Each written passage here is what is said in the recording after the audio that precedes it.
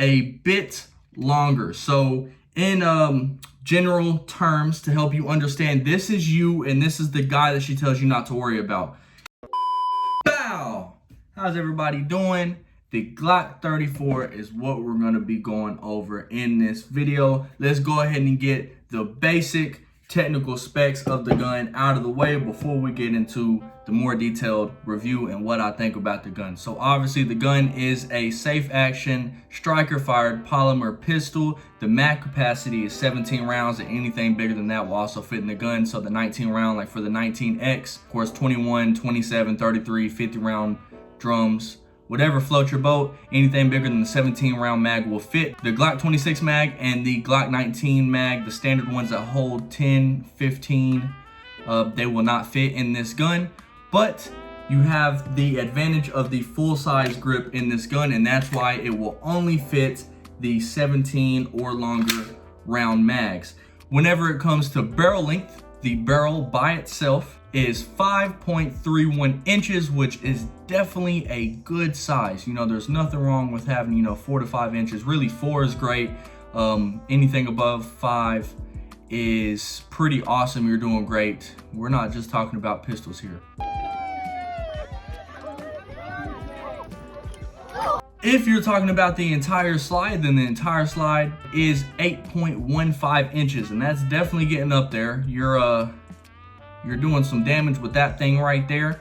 Whenever it comes to the weight, it is 23.46 ounces unloaded without the mag, and 34 and some change ounces with a fully loaded magazine. Now, whenever we're talking about the gun itself, this gun is their competition size gun, and definitely that is what most people use for. This is the poster child for the Glock competitions. For most competitions, anything with carry optics or, you know, your standard service pistol production, most people are going to use the Glock 34. There are other alternatives that have been coming out lately. Canik makes the TP9 SF, FX, SPX, something like that. It is the long version. A lot of people have been using that. People also use the SIG Legion P320 X5 ×5, whatever. That is this one's competition. Those are really, you know, the top 3 or 4 guns that people are using, and the Glock 34 is what I decided to go with because this is what I carry on an everyday basis. Not this, but Glock in general.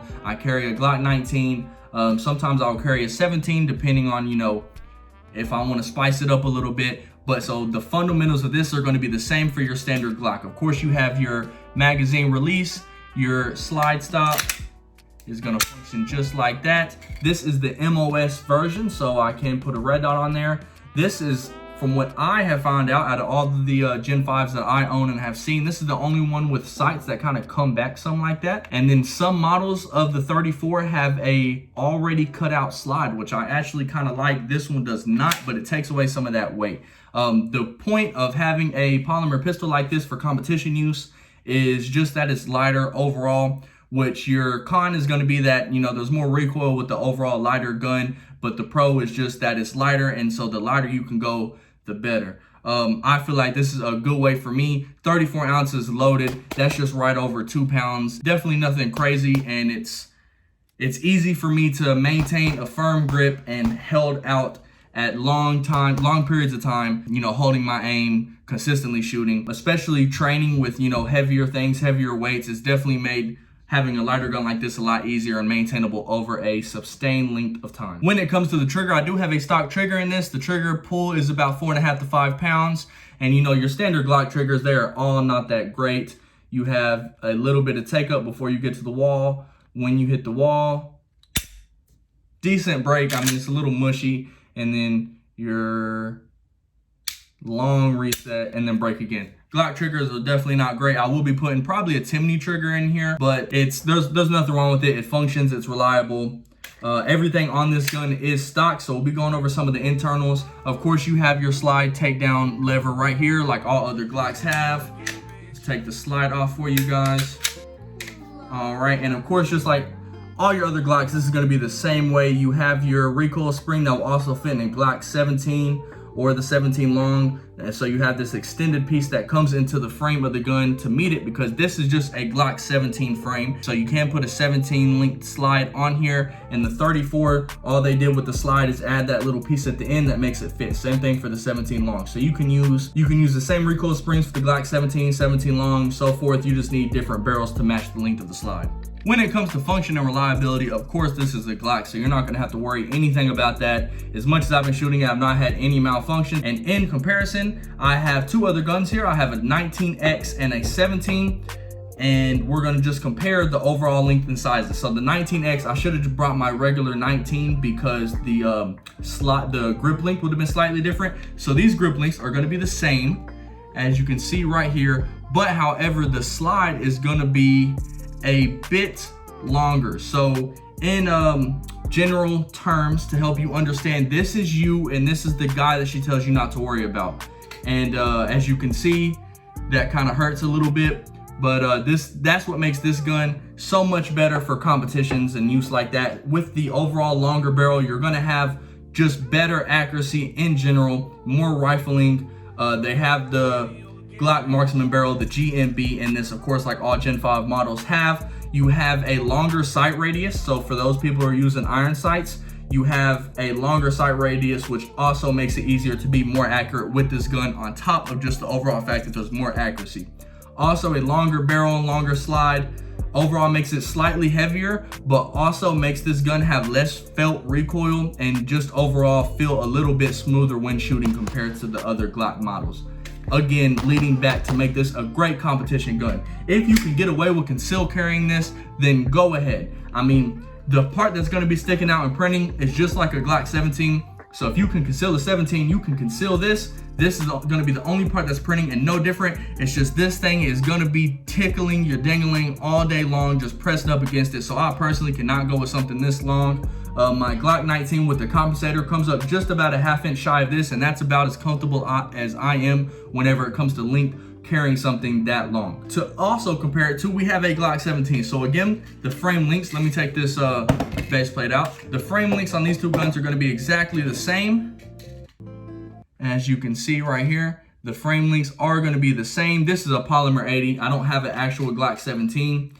And then just like with the 19, the slide is going to be just a little bit longer. The only Glock that is longer than this is the 17L. That pistol is just a slightly bit longer, but of course still the same frame and whatnot. And you take something like this, add a threaded barrel and a compensator, and this thing is just gonna be ginormous. This is one of those hear ye, hear ye. You gotta really come up to pull this thing out of the holster. I'm gonna put another video up here comparing my double taps together.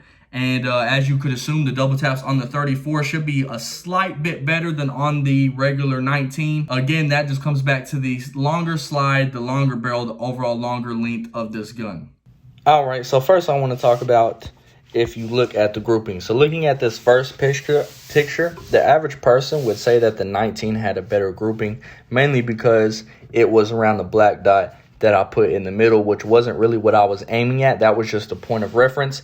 I put that black dot there, and then I just started aiming at my first shot. So if you look at the 34 side, my first shot was low left, and so that's what I was aiming at for the rest of the shots. I stopped aiming at the dot. Now that I've clarified that, if you look at this next picture, drawing around the grouping, you can clearly see that the 34 grouping was very much tighter. The 19, if I wouldn't have had the 3 shots that dropped, would by far definitely have been tighter.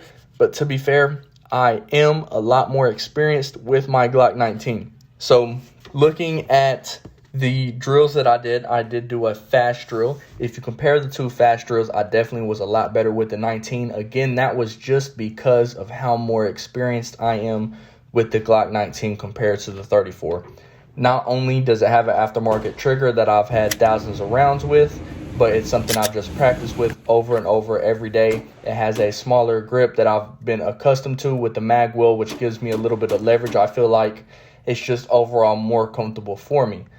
Also, if just looking at the raw group like in the picture before, the 34 is just overall has less felt recoil, which makes it a little bit easier to shoot. These were double taps. I'll put the video in, but these were double taps about as fast as I could pull the trigger at 10 yards away. And the fast drill, of course, was performed. It's supposed to be performed at 5 yards. I believe I did do it at 7 yards.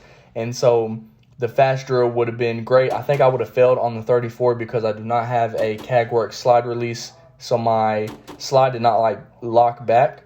My slide did not lock back on the last round before the reload. So that did add an extra quarter of a second to my reload, but I still did it in a decent time. I did not bring my timer to this range, so it was hard to tell.